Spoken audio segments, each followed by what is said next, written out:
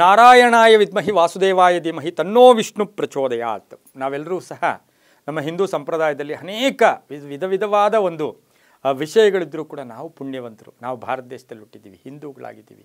ಭರತ ಖಂಡದಲ್ಲಿ ಹುಟ್ಟಿರ್ತಕ್ಕಂಥವ್ರಿಗೆ ಒಂದು ಭಯ ಇದೆ, ಭಕ್ತಿ ಇದೆ, ದೈವ ಪ್ರೇಮ ಇದೆ, ದೈವ ಭೀತಿ ಇದೆ. ಅದರೆಲ್ಲದರ ಜೊತೆಗೆ ದೇವರಿದ್ದಾನೆ ಅಂತಕ್ಕಂಥ ಒಂದು ನಂಬಿಕೆ, ಗಾಢವಾದ ನಂಬಿಕೆ ಇದೆ. ಆ ನಂಬಿಕೆಯಲ್ಲಿ ನಮಗೆ ಕಷ್ಟ ಬಂದ ತಕ್ಷಣ, ನಾವು ಚಿಕ್ಕ ಮಕ್ಕಳಾಗಿದ್ದ ತಕ್ಷಣ ಅಮ್ಮ ಅಂತೀವಿ, ಎಲ್ಲಾದರೂ ಬಿದ್ದುಬಿಟ್ರೆ ಅಮ್ಮ ಅಂತೀವಿ, ಅಥವಾ ಕಷ್ಟ ಬಂದಿದೆ ಅಪ್ಪ ಅಂತೀವಿ, ಅಥವಾ ಕುಟುಂಬ ವರ್ಗವನ್ನು ನೆನೆಸ್ಕೊಳ್ತೀವಿ. ಆದರೆ ನಮಗೆ ತುಂಬ ಕಷ್ಟ ಬರ್ತಾ ಇದೆ, ಜೀವನದಲ್ಲಿ ಬೆಳೀತಾ ಇದ್ದೀವಿ, ನಮ್ಮ ಜೀವನ ನಡೀತಾ ಇರ್ತಕ್ಕಂಥ ಸಂದರ್ಭಗಳಲ್ಲಿ ನಮಗೆ ಕಷ್ಟಗಳು ಬಂದಾಗ ನಮಗೆ ತಕ್ಷಣವೇ ಜ್ಞಾಪಕ ಬರ್ತಕ್ಕಂಥದ್ದು ಆ ಭಗವಂತನಿಗೆ ಹರಕೆ ಹೊತ್ಕೋತೀವಿ.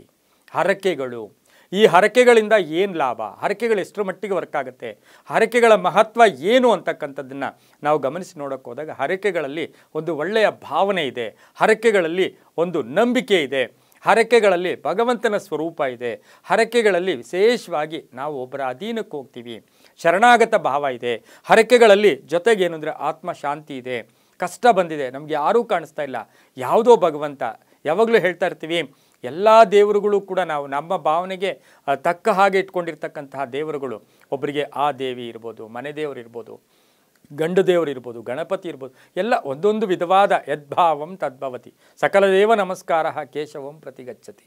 ಎಲ್ಲ ದೇವ್ರಿಗೆ ನಮಸ್ಕಾರ ಹಾಕಿದ್ರೂ ಕೂಡ ಅದು ಒಂದು ದೇವ್ರಿಗೆ ಹೋಗೇ ಹೋಗುತ್ತೆ. ಆ ರೀತಿ ಹರಕೆಗಳನ್ನು ಹೊತ್ಕೊಂಡಾಗ ನಮಗೇನಾಗುತ್ತೆ ಅಂತ ಹೇಳಿದ್ರೆ ನಂಬಿಕೆ ಮೂಡುತ್ತೆ, ದುಃಖಗಳಿಗೆ ತಕ್ಷಣವೇ ಒಂದು ಫಲ ಸಿಗುತ್ತೆ. ಆದರೆ ಹರಕೆಗಳು ಹೊತ್ಕೊಂಡ್ಮೇಲೆ ನಾವು ಆ ಕಾರ್ಯಪ್ರವೃತ್ತರಾಗಬೇಕು, ಕೈ ಕೊಟ್ಕೊಂಡು ಕುಳಿತುಕೋಬಾರ್ದು, ಮನೆಯಲ್ಲಿ ನಿದ್ದೆ ಮಾಡಬಾರ್ದು. ಹರಕೆಗಳು ಹೊತ್ಕೊಂಡು ಅದರ ತನ್ಮೂಲಕ ಒಂದು ಗಟ್ಟಿ ನಂಬಿಕೆಯಿಂದ ಧರ್ಮದಿಂದ ಹೋದವರಿಗೆ ಹರಕೆ ವರ್ಕ್ ಆಗುತ್ತೆ. ಅಧರ್ಮದಲ್ಲಿ ಹೋದವರಿಗೆ ಹರಕೆಗಳು ವರ್ಕ್ ಆಗೋದಿಲ್ಲ, ಕೆಲಸ ಕೂಡ ಮಾಡೋದಿಲ್ಲ, ಅದು ದೈವಿ ಶಕ್ತಿ ಉಂಟಾಗೋದಿಲ್ಲ. ಒಂದು ವಿಶೇಷವಾದ ಒಂದು ಶಕ್ತಿ ಆವಿರ್ಭವಿಸುತ್ತೆ, ಅದು ಕೂಡ ಧರ್ಮದವರಿಗೆ.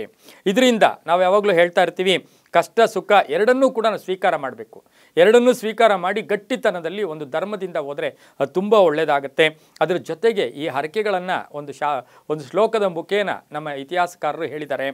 ಅವಶ್ಯ ಮನುಭೋಕ್ತವ್ಯಂ ಗತಂ ಜನ್ಮ ಶುಭಾಶುಭಂ. ನಾವು ಹಿಂದಿನ ಜನ್ಮದ ಕರ್ಮಗಳು ಅನುಭವಿಸಲೇಬೇಕು.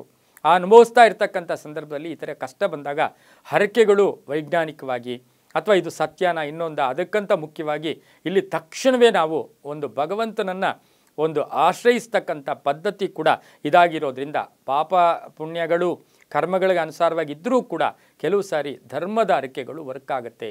ಧರ್ಮದ ಹರಕೆಗಳಿಂದ ನಮ್ಮ ಆಸೆ ಆಕಾಂಕ್ಷೆಗಳು ಈಡೇರುತ್ತೆ. ಧರ್ಮದಿಂದ ನಡ್ಕೊಂಡ್ರೆ ತುಂಬಾ ಒಳ್ಳೆಯದಾಗುತ್ತಾನೆ. ದೇವರು ಕರುಣಾಮಯಿ ಅಲ್ವಾ, ಸರ್ವಾಂತರ್ಯಾಮಿ, ಸರ್ವವ್ಯಾಪಿ, ಸರ್ವಶಕ್ತ ಭಗವಂತನು. ಅಪ್ಪ ಅಮ್ಮ ಅಂತ ಒಂದು ಸಾರಿ ಕರೆದಿದ ತಕ್ಷಣ ಆ ಒಂದು ಭಗವಂತನ ಕೃಪೆ ಕೂಡ ನಮಗೆ ಸಿಗುತ್ತೆ. ಧರ್ಮದ ಹರಕೆಗಳಿಗೆ ಅದು ಶುಭ ಕೂಡ ಆಗ್ತಕ್ಕಂಥ ಸಾಧ್ಯತೆ ನಂಬಿಕೆಯ ಆಧಾರದ ಮೇಲಿದೆ. ಒಳ್ಳೆಯದಾಗುತ್ತೆ. ಸರ್ವೇ ಜನ ಸುಖಿನೋ ಭವಂತು.